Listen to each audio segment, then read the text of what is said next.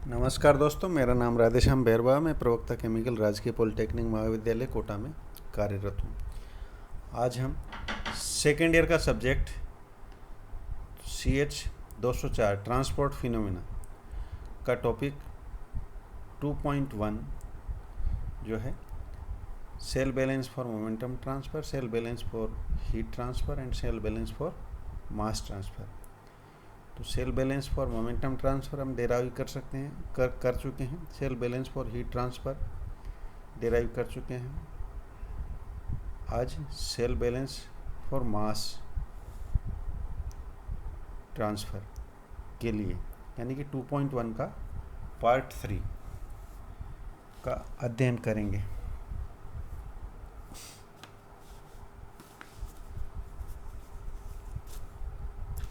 किसी भी steady state में rate of mass in minus rate of mass out plus rate of production of mass by homogeneous reaction बराबर 0 होता। अब यहाँ रेट जो है किसी एक कंपोनेंट के लिए जाती है। माना कोई ए और बी बाइनरी कंपोजिशन का कोई मिक्सर है तो किसी ए के लिए कर सकते हैं, जिसकी भी सोल्युबिलिटी है उसके लिए करते हैं। इसमें ये सारी चीज़ें जो है मॉल्स के रूप में है। बाउंड्री कंडीशंस इस प्रकार रहती है कि सरफेस पर बाउंड्री जो मॉल फ्रैक्शन है कंसंट्रेशन, उसके मॉल फ्रैक्शन के रूप में कंसंट्रेशन XA बराबर XA0, मास फ्लक्स NaZ बराबर Na0 और NbZ और NaZ का रेशियो नॉन रहता है। Na0 बराबर KCCA0 माइनस CAB। यहाँ पर CAB जो है बल्क कंसंट्रेशन है। सतह पर केमिकल रिएक्शन की रेट Na0 बराबर KCA0। चित्र में हमने जो है एक डायग्राम लिया है जिसके अंदर सिलिंड्रिकल ट्यूब है, जिसमें किसी हाइट Z1 तक द्रव भरा हुआ है। बॉटम से किसी ऊंचाई Z पर एक एलिमेंट डेल्टा Z मोटाई का माना है। उस एलिमेंट में mass flux in NaZ at Z और इससे बाहर की ओर mass flux out NaZ at Z plus delta Z। माना S इसका जो है अनुप्रस्थ क्षेत्रफल है। हम जानते हैं NaZ बराबर minus C DAB dXA upon DZ plus XA NaZ plus NbZ। यदि B स्टेगनेंट हो तो NbZ बराबर 0। उस स्थिति में जो है समीकरण बन जाएगी NaZ बराबर minus C DAB upon 1 minus XA DXA upon DZ। अब हम जो है ऊपर वाली जो समीकरण बोली थी, rate of mass of A in minus rate of mass of A out plus rate of production of mass of A by homogeneous reaction बराबर 0 में rate of mass of A in होगा NaZ मास फ्लक्स है Z पर, तो इसका जो अनुप्रस्थ क्षेत्रफल है क्रॉस सेक्शन एरिया है S, उससे मल्टीप्लाई कर दिया। Minus NaZ at Z plus delta Z को भी S से मल्टीप्लाई कर दिया, तो आउट होने वाला जो है मास की रेट आ गई।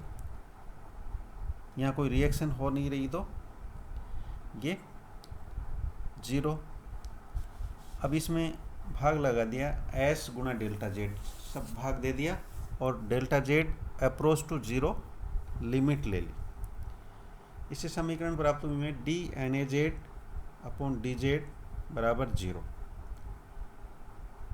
इस जो प्राप्त हुई समीकरण है इसमें NaZ का मान ऊपर जो हमने निकाला था NaZ बराबर minus C DAB upon 1 minus XA DXA upon DZ वो रख दिया, जिससे आए D अपॉन DZ ब्रैकेट में C DAB upon 1 minus XA DXA upon DZ bracket close बराबर 0। क्योंकि सी डी ए भी दोनों कांस्टेंट है तो ये बाहर लिए जा सकते हैं, और दूसरी साइड में 0 है तो दूसरी साइड लाते ही ये शून्य हो जाएंगे। तो नई समीकरण आई D upon D Z bracket में one upon one minus X A D X A upon D Z बराबर 0। इसका ये जो सेकंड ऑर्डर डिफरेंशियल इक्वेशन है, इसका एक बार समाकलन करने पर one minus X A D X A upon D Z बराबर C1 यहाँ पर जो है इंटीग्रल कांस्टेंट है। अब दोबारा समाकलन करने पर minus L N one minus X A बराबर C1Z प्लस C2। अब माना C1 बराबर minus L N K1, C2 बराबर माइनस एल एन K2। ये मान रखने पर वन माइनस एक्स ए बराबर आया K1 की पावर Z मल्टीप्लाई K2। अब बाउंड्री कंडीशन Z बराबर Z1 पर एक्स ए बराबर XA1, Z बराबर Z2 के लिए एक्स ए बराबर XA2 रखने पर और समीकरण को सोल्व करने पर K1 बराबर आता है ब्रैकेट में one minus XA1 upon one minus XA2 bracket close की power 1 upon Z1 minus Z2। इसी प्रकार K2 का मान आता है one minus XA1 upon bracket में one minus XA1 upon one minus XA2 bracket close की power Z1 upon Z1 minus Z2। K1 और K2 के मान रखने पर जो वन माइनस XA बराबर K1 की पावर Z K2 समीकरण, उसमें हमारे पास आता है one minus XA upon one minus XA1 बराबर one minus XA2 upon one minus XA1 की whole power Z minus Z1 upon Z2 minus Z1। ये कंसंट्रेशन प्रोफाइल की